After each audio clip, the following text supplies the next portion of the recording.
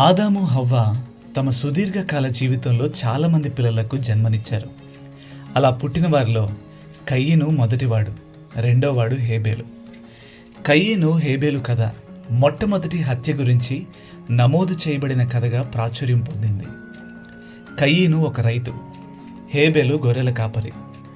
ఇద్దరూ దేవుడు తమ పనిలో వారిని ఆశీర్వదించినందుకు కృతజ్ఞతగా బలులు అర్పించడానికి అర్పణలు తీసుకొచ్చారు. కయీను తాను పండించిన భూమి పంటలో నుండి కొంత దేవునికి సమర్పించాడు. హేబేలు తన మందలలో తొలిచూలున పుట్టిన వాటిలో క్రొవ్విన గొర్రెలను బలిగా అర్పించాడు.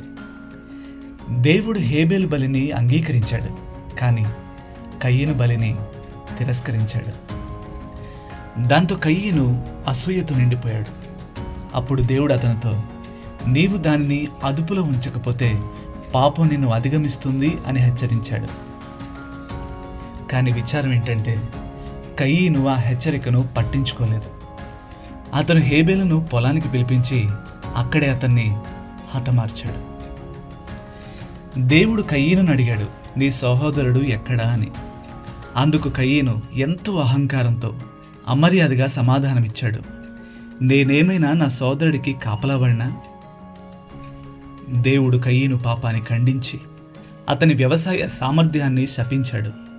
దానికి తోడు దేవునితో అతనికున్న సంబంధం తెగిపోయింది. అప్పటికీ కయీనుపై దేవుడు తన కరుణ చూపిస్తూ హేబేలుకు జరిగిన దానికి ప్రతీకారంగా ఇతరులు అతన్ని చంపకూడదని హెచ్చరికగా ఒక ముద్రను అతనిపై వేశాడు.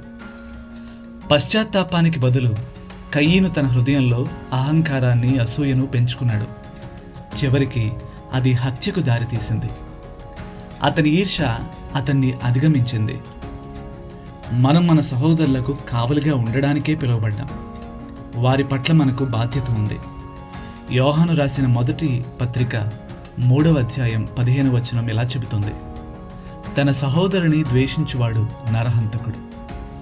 ఏ నరహంతకుని యందును నిత్య జీవముండదని మీరు ఎరుగుదురు.